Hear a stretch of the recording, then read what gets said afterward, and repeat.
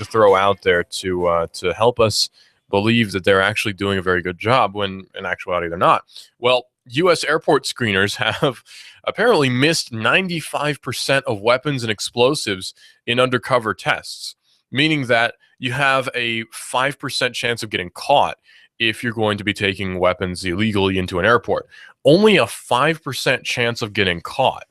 That's pretty low risk. And if you have any sort of good organization going on, you account for risk anyway. So 5% risk is almost nothing when we're talking about sneaking weapons, right? Well, the Transportation Security Administration have allowed banned weapons and mock explosives through airport security checkpoints 95% of the time, according to the agency's own undercover testing. ABC reported the results on Monday, but Ars Technica couldn't independently confirm them themselves. According to ABC News, a Homeland Security Inspector General report showed that agents failed to detect weapons and explosives in 67 out of 70 undercover operations. So that's a 5% chance that you'll get caught and a 95% chance that you won't. That's pretty good odds for you, actually, if you're planning on taking guns or explosives or whatever into an airport. Homeland Security Secretary Jay, I don't know how you pronounce that, Jay Johnson, was apparently so frustrated by the findings that he sought a detailed briefing on them last week at TSA headquarters in Arlington, Virginia, according to sources. U.S. officials insisted changes have already been made at airports to address vulnerabilities identified by the latest tests. So if you're wanting to, you can take weapons and explosives or whatever into an airport with next to no problem whatsoever, with only a 5% chance of getting caught. So even with all of these surveillance methods that we use, it doesn't seem that they actually work any, because you can still sneak anything you want, apparently. So it's been a bad past 2 days when it comes to the government's anti-terrorist strategy. ABC News revelation came a day after the Senate impasse on Sunday that allowed parts of 3 terrorism-fighting aspects of the USA Patriot Act to expire, including the bulk telephone metadata program that NSA former contractor Edward Snowden disclosed. Lawmakers are still trying to broker a deal to the legislation that's needed, according to Senator Dan Coats, who's a Republican from Indiana, because apparently terrorists want to kill us all. That's a quote from him. He says, want to kill us all. Meanwhile, in the airport screening undercover operation, ABC News said that the alarm rang when an undercover agent set off a magnetometer, whatever you want to say. During a follow-up pat-down, however, a fake explosive device fastened to his body was not discovered. So it appears that it's actually really easy to, it's just really easy to sneak explosives into an airport, into an airplane, what have you. So that doesn't really give you much faith in the security administration, the safety administration, or what have you, in their securing of our people. Apparently, they're not very good at their jobs, and that's something that we've been seeing for a long time, is that they're actually not very good at their jobs. Okay, like the CIA totally screws up a bunch of different things, and they're totally not good at their jobs. Like the IRS will screw up and give people the wrong tax returns or what have you, and they're not very good at their jobs. Well, the IRS had a bunch of information stolen from them not too long ago. Hundreds of thousands of records, hundreds of thousands of tax returns, potentially some security or social security numbers or what have you, are stolen from the IRS. And we'll just sort of let that roll because the IRS does an essential job to the United States and yada yada. That's always how it goes, some horrible discrepancy, and we'll sort of just roll with that and say, well, they do a valuable job and we need them and yada yada. Kind of like when the police totally screw up and somebody dies unlawfully. And we'll just continue going with that and say, well, they do an essential job and we need them to do what they do because they need to do it and yada yada. Well, on a lighter note, with Windows 10 pricing, you're apparently, if you're not upgrading from Windows 7 or Windows Vista, no, Vista's not eligible, pardon me, from Windows 7 or Windows 8, it'll cost you up to $199. After confirming the rumored July 29th release date for Windows 10, Microsoft has now confirmed the pricing for its new operating system. And as previously announced, upgrades from Windows 7 or Windows 8 or 8.1 are free for the first year of availability. Windows 7 Starter, Home Basic, Home Premium, and Windows 8 and 8.1 users will receive Windows 10 Home, Windows 7 Professional, Ultimate, and Windows 8.1 Pro users will receive Windows 10 Pro. Enterprise users get nothing, because upgrading is usually taken care of as part of their licensing agreement anyway. So if you're building a new PC or using an operating system older than Windows 7, you'll need a full non-upgrade version of the operating system, which is not going to be free. Microsoft has told NeoWin that Windows 10 Home is going to have an estimated retail price of $119, and the Pro version will be around $199, and upgrading from Home to Pro is going to cost $99. So you can do that at a later time. That option is available for you. What the difference is between the regular, the basic, and the Pro versions, probably not a whole lot. I've been noticing that, like with Windows Home and Home Premium, I should say, and with Windows Ultimate, Windows 7 Ultimate, there's not that much difference, just a few settings and things, which you could probably change anyway if you knew what you were doing. So it's really not a huge difference between the two. So it's not really that big of a deal, really, when it comes right down to it, between the difference between them. They may change that with Windows 10 between the regular version of Windows 10 and the Pro version of Windows 10. As far as I know, we haven't seen what the difference is. They've actually been kind of hush-hush about the specifics of Windows 10. It's just that Windows 10 is a thing, and you have Cortana, and you have all these different things, and that's pretty much the most we've seen of it. So to break it down, Windows 10 is the new Microsoft operating system that's coming out July 29th, I believe. And if you have Windows 7, a regular version of Windows 7, or Windows 8, you'll be able to upgrade for free to Windows 10. The reason, of course, they're doing that is to increase adoption rates. So you'll have a bunch of people using Windows 10 just because they think that upgrading is the best thing to do. So a bunch of people have Windows 10. The problem is Windows 10 is kind of a new frontier. I mean, there has been the Windows 10 preview that people have been able to install and use for a certain amount of time. So we do have a reasonably good idea of what is going to be in Windows 10. But as far as I know, not many people, even in tech journalism, have been able to use the full version of Windows 10 themselves in a room by themselves, just using it to use it as a regular operating system. As far as I know, people who have been using the full version of Windows 10 have been at a Microsoft booth at a particular conference or at the CES or whatever. So we haven't really seen a whole lot of Windows 10 in and of itself. I did not get the chance to use the Windows 10 preview, mostly because I didn't have a spare computer to install that on that would fit the operating system requirements, all different things. So I just didn't really want to bother with it. But I did watch a bunch of videos about Windows 10 to get sort of a basic idea of it. Honestly, it looks like what Windows 8 should have been. Windows 8 was kind of a joke to me when it first came out. I didn't think that they were serious with a lot of the things that I saw. Then I used a Windows 8 computer, and I found out that they actually were serious with with some of the features.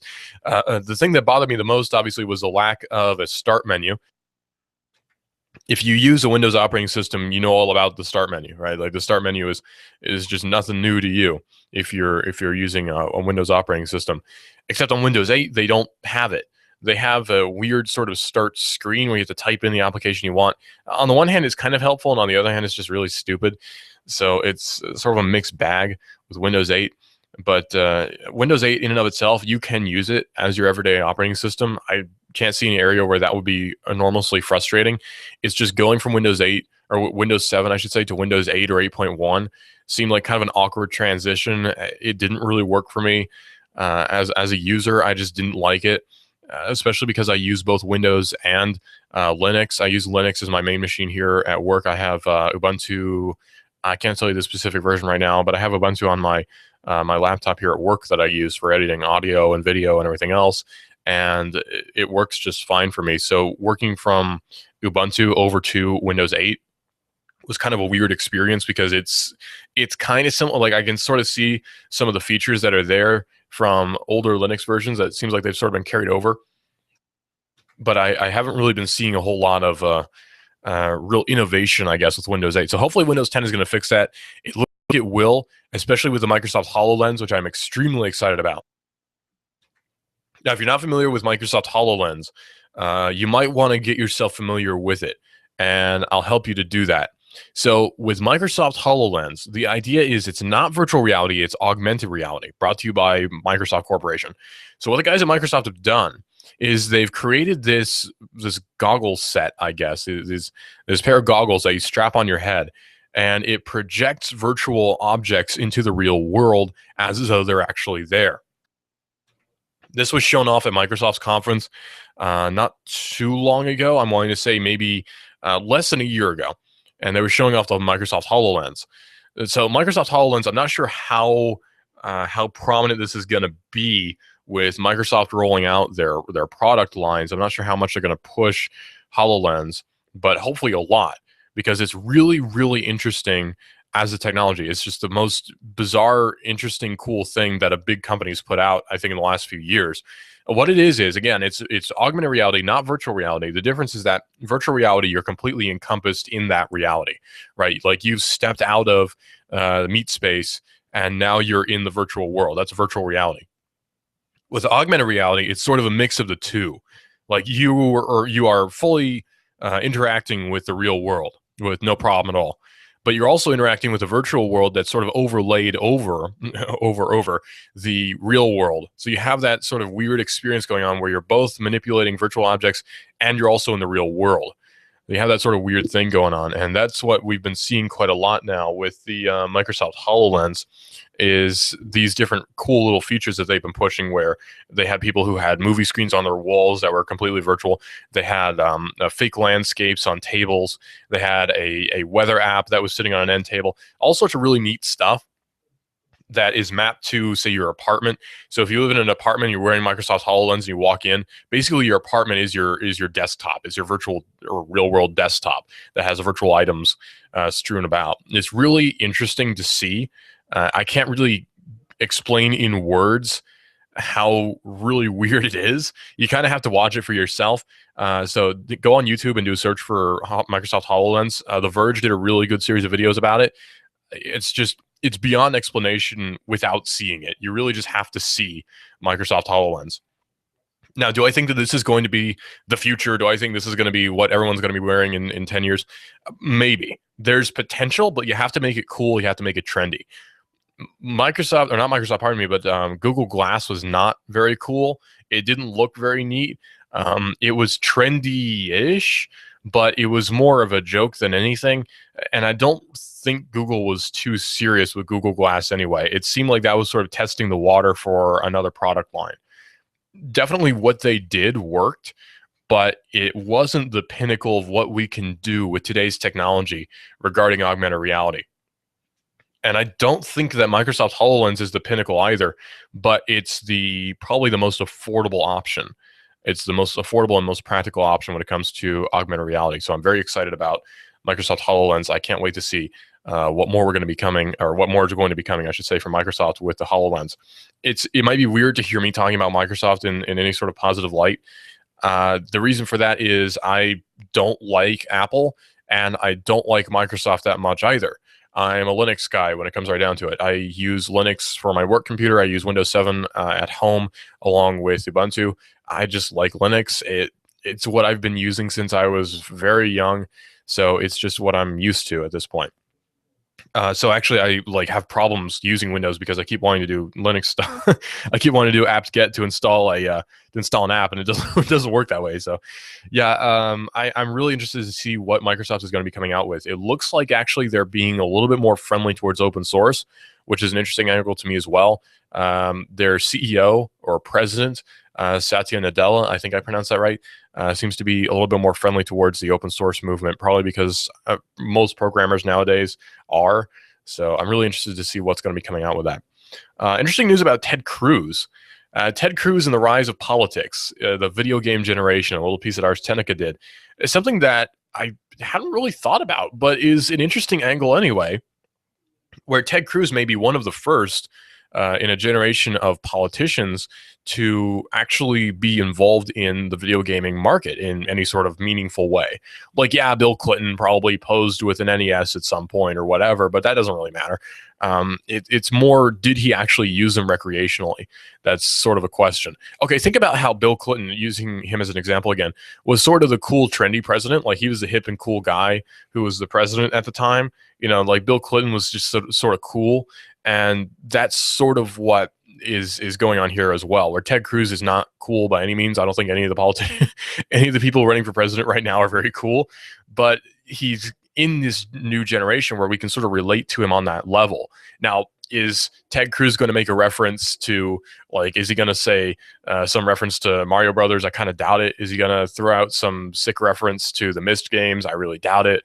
But we may have that connection with him, I guess, is what they're trying to push for. So last week, the Daily Beast ran a profile of Republican presidential contender Ted Cruz centered on a single fact. Cruz is actually a lifelong gamer. According to the piece, Cruz's gaming resume includes everything from Atari in his youth to late-night Super Mario Brothers and fighting games through grade school, or grad school, I should say, to mobile games and Chuck E. Cheese with the kids today. Now, what's interesting is that that's not really a defining factor for Ted Cruz. It's just a side effect of him growing up in the generation that he did. If you grew up from anywhere in the mid-70s to now, you probably played a video game. Unless you grew up in a family where they didn't let you, you probably played a video game at some point recreationally. And that's just a thing, right? That's just a fact of life. Just people did that. And it's really kind of odd to think about a president being hip and with it when it comes to that. Well, the Daily Beast author seems a little bit bemused, describing this facet of Cruz's life, referring to a largely hidden geek persona and speculating on whether his gaming side can push back a perception of rigidity among the voting public. He's known for being pugilistic on the Senate floor, but sometimes he'd rather be fighting cartoon zombies on his iPhone, the piece points out wryly. Cruz can admit to liking games today, the author says, because geeks are cool now and they rule the world. That's just, I don't know, that whole piece seems a little bit weird to me about Ted Cruz being, a massive gamer. It seems like they're trying to use youth against people. Have you noticed that with politicians? Especially in politics, they like to use youth against people, where, say, I know about modern technology, at least to a basic degree, right? Where let's assume that I'm running for office in a pretty well-known perspective. Let's say that I'm actually running for president and I am just now 35, which is the year at which you can run for president. So people are going to use that against me, saying that I don't have proper life experience. And because of that, I'll probably lose the older vote, which is weird to think about, right? Like, people don't want to vote for anyone who's younger than them. I guess I can understand that, though, because I wouldn't want to vote for an 18-year-old. I wouldn't want to vote for somebody who's 16. So I guess I can sort of understand that. But what's the major difference between 35 and 65, I guess, is sort of the question that needs to be asked. Like, what's the major difference in life experience between 35 and 65 that makes you now fit for running for public office from this point to this point? It's a very odd dynamic. And I'm really interested in seeing how we have so many of these younger people who are running for president, excluding Jeb Bush, who seems like he's 90. But we have all these younger people running for president. And it's a little bit exciting, but a little bit disturbing also that somebody who's in that age bracket wants to have anything at all to do with politics. But anyway. Apple is reportedly wanting to work on a paid streaming music service that they made an announcement for at WWDC, which is extremely disturbing to those of us who know anything about Apple, because they're probably going to make this the most fascist thing ever, them being Apple. The ad subscription-based streaming music service that Apple is adding to its itinerary is what they've announced they're going to announce at next week's Worldwide Developers Conference, or WWDC. The Wall Street Journal, citing those familiar with the plan, said that Apple is going to be pricing the service at $10 a month and position itself in direct competition to customers' ears with Spotify and Pandora's paid options. We could see this coming a mile away when Apple bought Beats Audio. We could see that coming a mile away. It was only a matter of time before Apple got into the music streaming business. I'm actually kind of surprised they didn't with way back in the day with Napster. I'm kind of surprised they didn't back then, but for some reason they just didn't. And it's weird that Apple is now jumping on that bandwagon, where it seems like they've been making tons and tons of money off of iTunes already. But for some odd reason, now they're wanting to jump into the paid market. Apple already offers its own free ad-supported streaming service called iTunes Radio, which it announced at WWDC in 2013. However, the Wall Street Journal explains that the new paid streaming service will include human-curated and even human-hosted channels, reportedly including the likes of hip-hop musicians Q-Tip, Drake, and Dr. Dre.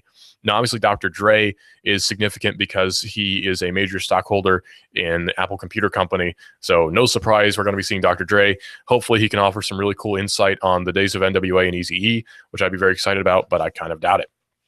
The paid streaming offering is not expected to include all of the songs and artists in the iTunes store, since Apple's existing deals with labels for selling music typically doesn't include the rights to stream that music.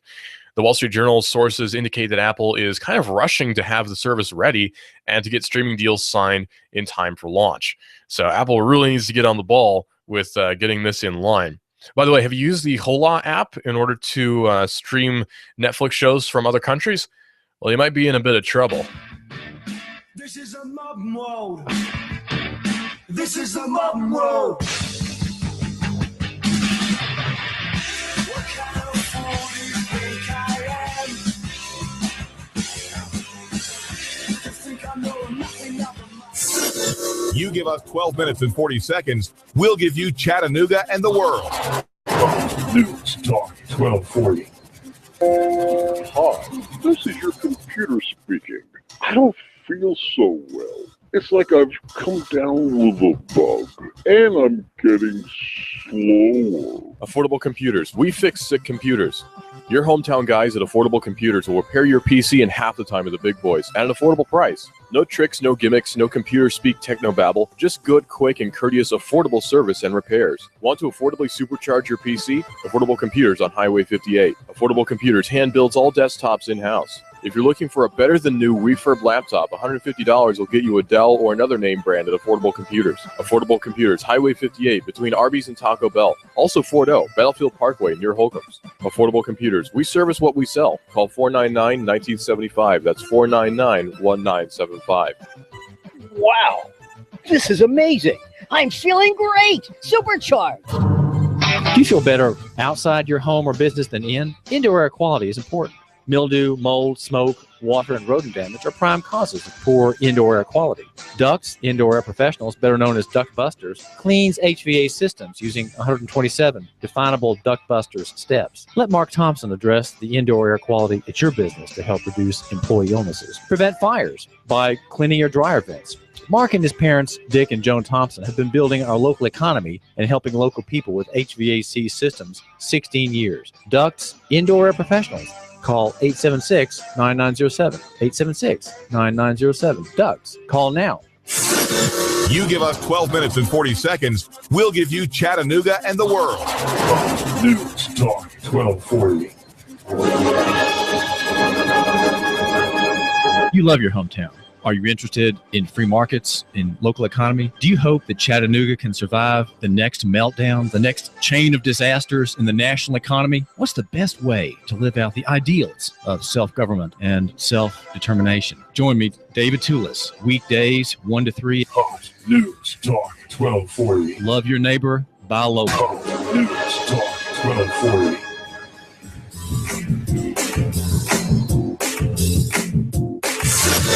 You give us 12 minutes and 40 seconds, we'll give you Chattanooga and the world. News Talk 1240. Fox News Radio. I'm Lillian Wu. The yeas are 83, the nays are 14. Passing a key procedural hurdle in the Senate, the USA Freedom Act. Bill that would limit some surveillance powers of the National Security Agency, but would also reauthorize several NSA surveillance programs. The vote comes after the lapse on Sunday night of the Patriot Act, which was used by the NSA to collect Americans' phone records in bulk. Fox Radio's John Decker. The president honors 2 World War I veterans. Nearly 100 years after they rescued fellow soldiers on the battlefields of France, Sergeants Henry Johnson and William Shemin posthumously awarded the Medal of Honor. And a college friend of Boston Marathon bomber Johar Tsarnaev has been sentenced to 6 years in prison for impeding the investigation into the attacks. Diaz Kaderbayev apologized to the bombing victims and their families at his sentencing hearing. Fox News. We report, you decide. On News Talk Radio, now Digital Drive with Russell. So if you use the Hola app for any amount of time, you may have made yourself part of a botnet. Congratulations. You are now part of a botnet if you use the Hola app. Well, not really an app. It's an extension for your browser. This extension for your browser is something that the news about this is particularly disturbing to me because I've used it. You know, I've used the Hola app plenty of times. So finding out about this made me a little bit wary, and now I need to uninstall that as quickly as possible. Something that may have clued you in is the fact that your browser slowed down like molasses when you ran it. But but there's also a paid option, I believe, with Hola, and there's a lot of questions that now are being raised. So the Hola VPN, that's HOLA, like Spanish for hello, VPN used to perform DDoS attacks has violated user privacy as well. Hola is a VPN provider, which is a virtual private network that purports to offer its users freedom from censorship, a way to access geo-blocked content and anonymous browsing. Let me explain geo-blocked real quick. Geo-blocked location or geo-blocked content would be there's content that's available in, say, the United States, but not available in Europe and vice versa, or there's content that's especially not available in Australia, but is available everywhere else. Australia has really stupid laws about content streaming and games. They have an embargo, they have tariffs, and it's just really dumb. But they have that particular problem quite a lot. So if you are in Australia, let's say, and you want to make it look like you're coming from the US, you would turn on the Hola app with their free VPN, and then you'd be able to stream that way. You'd be able to stream content from the United States, say for Netflix, and stream it that way. Problem is, that's not that's sort of a little bit illegal, technically, maybe, depending on the laws in your country. It may possibly maybe be a violation of UN treaty. Again, I don't care about that. You probably don't either, but it's a little bit questionable, I guess.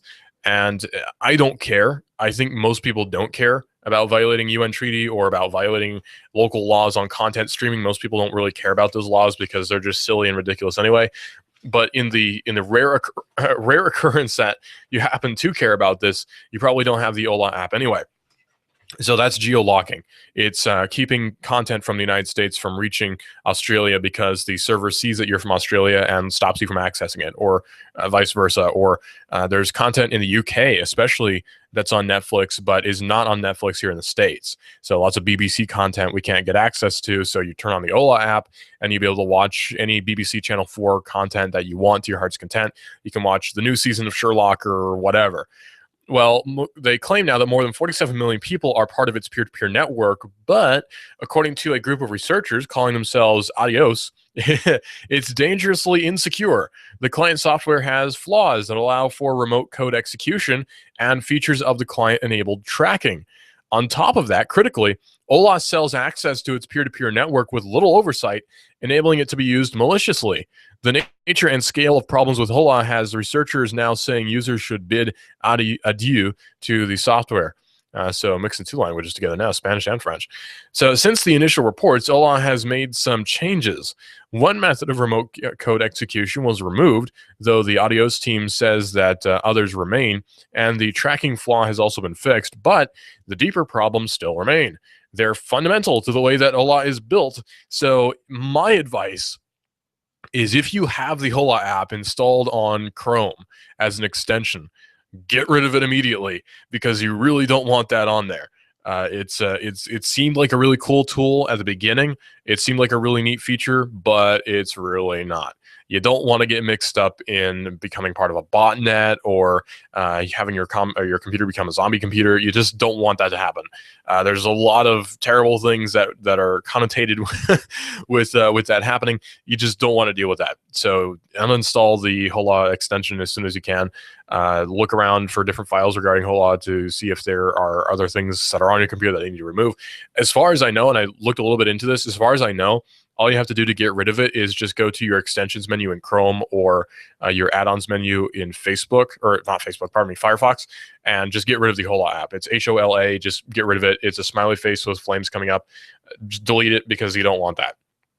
So the company does not hide the fact that Hola's network is peer-to-peer. Users of the service form a very large network, a mesh network, you might say, and Hola's traffic is routed through this network using the connections of other Hola users. Well, this is great for Hola because it means that the company doesn't need to operate points of presence in different countries in order to make traffic appear to originate from those countries. But this is very risky for end users because your traffic is being tunneled through somebody else's computer somewhere else. Who knows what could happen? The example that Adios researchers give is a straightforward one. If you use Hola and someone else uses Hola to distribute, say, child pornography, there's a chance that they'll do so using your internet connection. This in turn could have the police kicking down your door. And there's other ways to do that, but that's just a good example that could very well happen. I don't see any examples of it actually happening, but the potential is certainly there. With no question, the potential is definitely there for that to happen. And I definitely don't want to have you have to deal with that. So if you have the Hola app, get rid of it. Just get rid of it. Especially, there are a lot of different things on computers, browsers especially, that are just red flags. Coupon extensions. If you have a coupon extension, oh my gosh, get that off of there, because it's undoubtedly going to be putting adware all over the place on your computer. You don't want to deal with that. There are a lot of different things that they're just red flags. Go to your add remove programs menu in Windows and look through there. And if there's anything you don't recognize, get rid of it. If there's something in there that you did not install on purpose, get rid of it. So add remove programs. Just do a quick search for it on your computer. All you have to do is, if you're in Windows, click on the Start menu, which is the bottom left corner of your screen. And then in search, it should say Search Programs and Files. And then just type in add/remove. And it should be the first thing that pops up. Give it a second to do a search. And then you should be able to open that and scroll through all the different programs that are installed and just uninstall ones that you don't want. So that's your best option for keeping your computer relatively virus-free. Other options, of course, are to run good antivirus program. I use Kaspersky at my house. I know people who use Malwarebytes to great effect. I don't use McAfee just because it doesn't seem quite legit to me. Something about McAfee is a little bit off-putting to me, so I wouldn't recommend that. But that's your computer tip from me to you here at Hot News Talk Radio AM 1240. And this is Hot News Talk Radio AM 1240, and we are everywhere. Listen live to Hot News Talk Radio on hotnewstalkradio.com, or download the TuneIn Radio app and search for Hot News Talk Radio. Hot News Talk Radio is on Twitter, where you report the world decides. It's AM 1240, Hot News Talk Radio. You can save half off now. Go to hotnewstalkradio.com and click on the half off link for great deals. Hot News Talk Radio is saving you money. That's AM 1240, Hot News Talk Radio. And Bruce Krebs at the Entrepreneur Source will get you into a franchise that's suitable to your background, your interests, your capital availability, and with our local economy, which is what we're all about. That's Bruce Krebs at the Entrepreneur Source at 875-5621. That's the Entrepreneur Source with Bruce Krebs, 875-5621. Bruce Krebs is the owner at the Entrepreneur Source, and he's going to get you into a franchise that is suitable to your background, your interests, your capital availability, and with our local economy. So it's all about helping the local economy, because we definitely want that to happen. We're all about local economy here on Hot News Talk Radio. In case you hadn't noticed, we carry a lot of programming that's very much geared towards local economy. And one way that we really like to do that, it was Nukenomics.com with David Toulis, which is his show. It's on from 1 to 3, which is in about 30 minutes here on Hot News Talk Radio, where he talks about local economy and free markets. This guy does so much show prep, it's just ridiculous. And he's on from 1 to 3 here on Hot News Talk Radio. After that, of course, we have Sean Hannity and Hot News Now from 5 to 6, where I give you the local news, the national news, and the regional news, and the traffic from Mike Wood, and the weather as well, right here on Hot News Talk Radio. It's all there in a package for you here on Hot News Talk Radio at AM 1240 and hotnewstalkradio.com. So keep it tuned here. Well, a U.S. airport, or U.S. airports in general, according to the TSA, or at least an independent study that was done on the TSA, screeners missed 95% of weapons and explosives in undercover tests. So the Transportation Security Administration screeners allowed banned weapons and mock explosives through airport security checkpoints 95% of the time, according to the agency's own undercover testing. So according to these numbers, if these numbers are in fact accurate, then you have only a 5% chance of getting stopped if you have contraband. So only a 5% chance of getting stopped if you have a gun or plastic explosives or whatever. ABC News reported the results on Monday, but Ars Technica could not independently confirm them. According to ABC News, a Homeland Security Inspector General report showed that agents failed to detect weapons and explosives in 67 out of 70 undercover operations. The report said that Homeland Security Secretary Jay Johnson was apparently so frustrated by the findings that he sought a detailed briefing on them last week at TSA headquarters in Arlington, Virginia, according to sources. U.S. officials insisted changes have already been made at airports to address vulnerabilities identified by latest tests.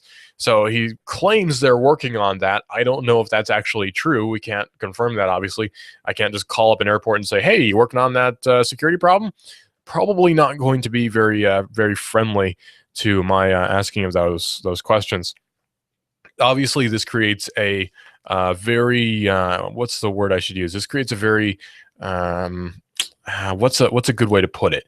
It makes us lose a lot of faith, I suppose, in the security systems that we have in the States, and probably for good reason, because we shouldn't trust them anyway.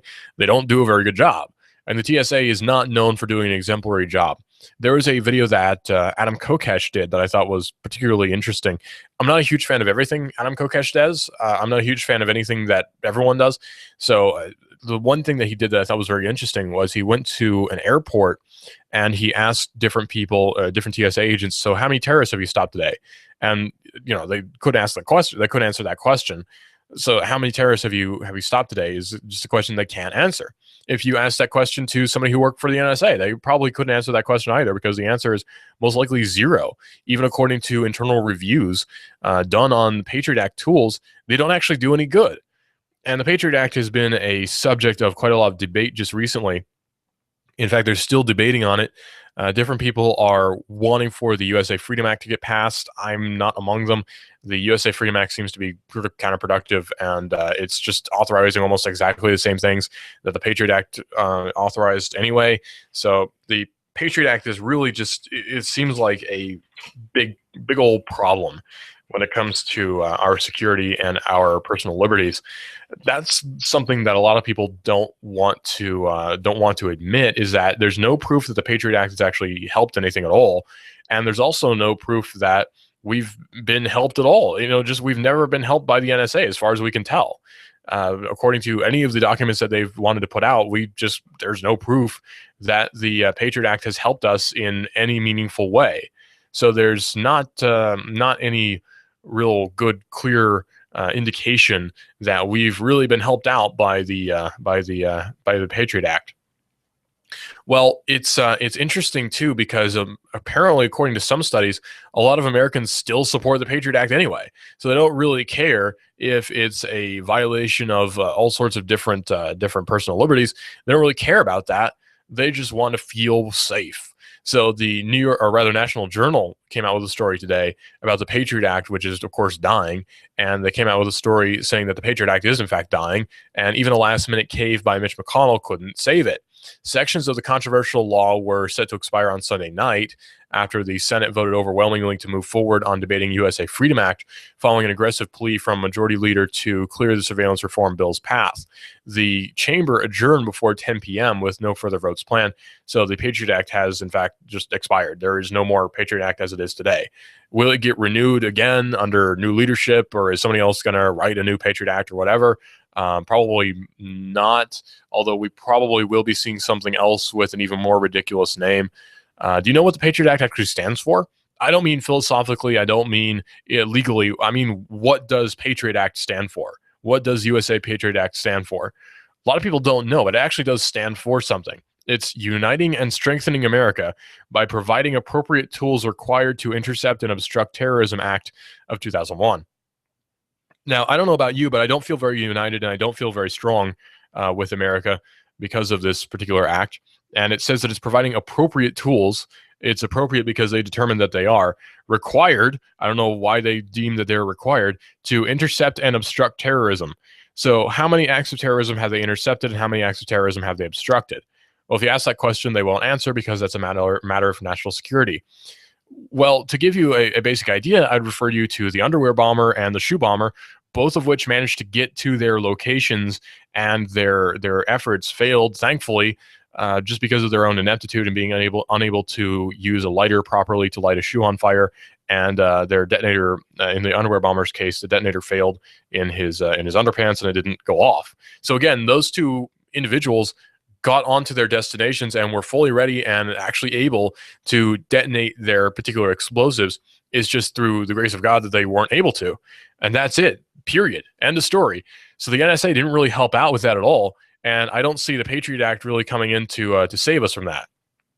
Well, amid an impasse caused by a fiercely divided Republican Party, which I don't know why it even exists anymore anyway, and the fundraising theatrics of Paul's presidential campaign, Sunday's vote marked an extraordinary turn from last Saturday when the Senate failed to muster 60 ayes in favor of passing the USA Freedom Act, and it was a striking shift for McConnell, who was staunchly opposed to the bipartisan measure that would renew but reform certain parts of the post-9/11 law and effectively end the NSA's bulk collection program. The problem with any argument for post 9/11 this or that is that people assume things have changed drastically since 9/11 when it comes to intelligence, and really they only have because we've made them to. But it seems that proper intelligence and proper planning and actually just doing your job properly would have stopped 9/11 from happening. It seems that it was a systematic series of inept actions done by people who swore to uphold the Constitution and to protect us that allowed for 9/11 to occur in the first place. So really the original laws were just fine. It's just that these people who were supposed to use those laws to stop terrorism didn't do that, and thus different things happen. The events of 9/11, which we all know about, happened. So the problem wasn't a problem with there not being enough tools allocated and allowed for in the law. The problem was just the intelligence agencies were stupid and didn't know what they were doing half the time, and allowed for it to happen through their own ineptitude. So I don't know why that wasn't the big event that caused loss of faith in the federal government. And if anything, it caused more, which is really odd to me. People rallied together because of an extreme disaster and on this day we're all Americans and yada yada.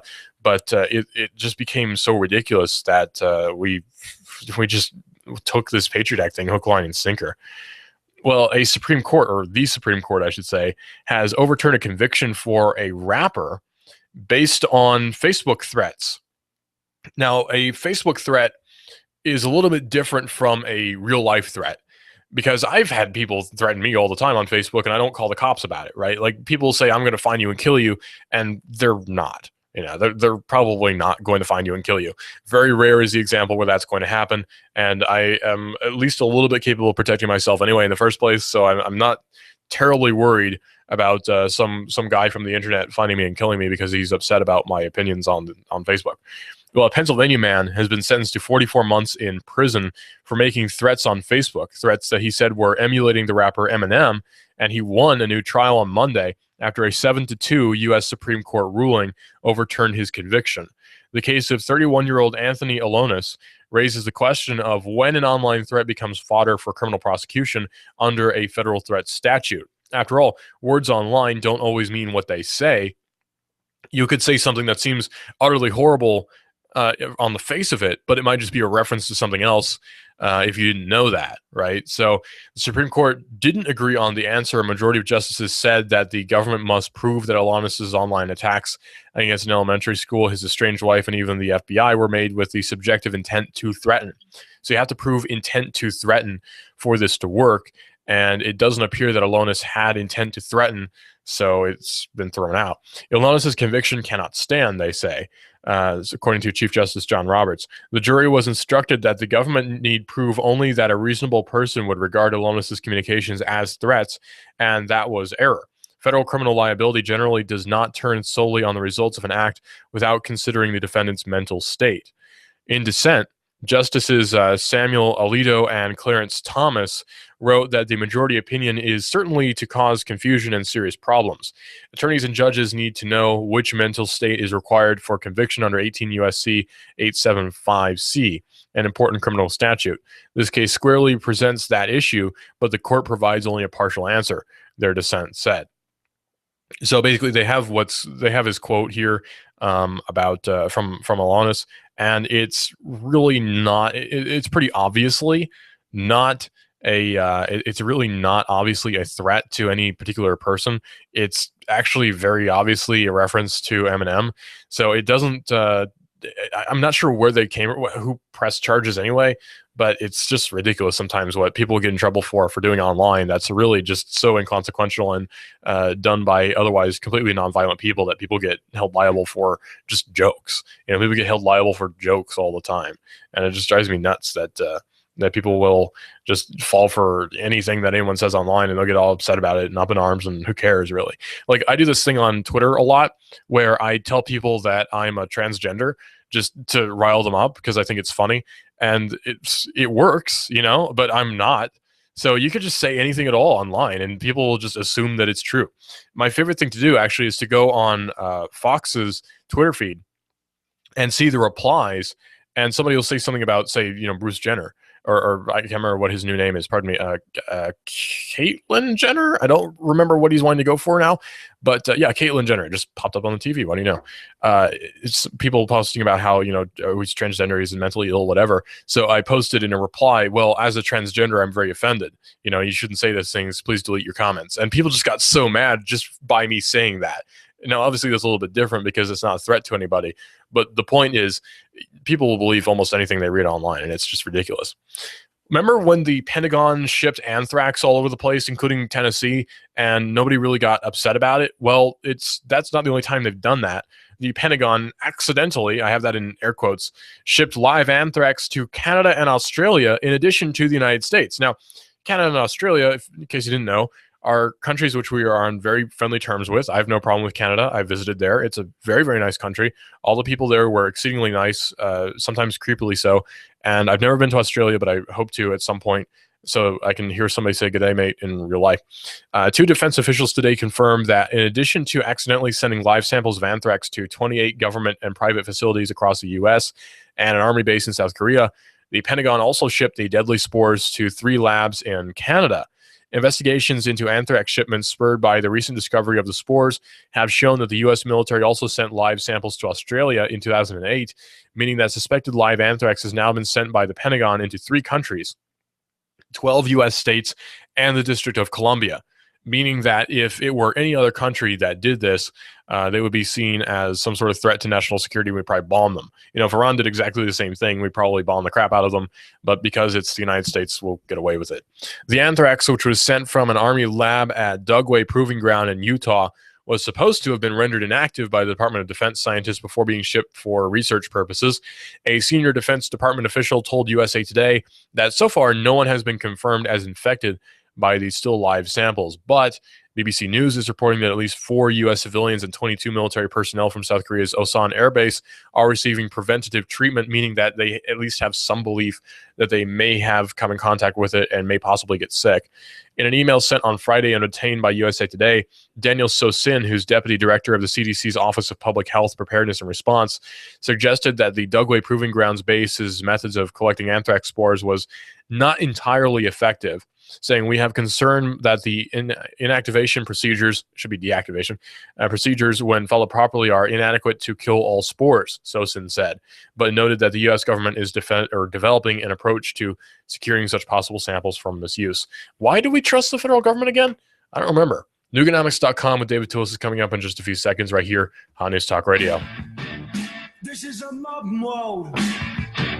This is the mob mode. What kind of fool do you think I am? You think I know nothing about You give us 12 minutes and 40 seconds, we'll give you Chattanooga and the world. News Talk 1240. Don't worry, just relax, get in your car. Come to Automax. My wife and I keep the cost down. We sell a quality vehicle at a great price. Our overhead is low. I have no employees, so I can keep my costs down. In turn, the consumer gets a better price. Everything that I sell is emission ready. We really try to go the extra mile for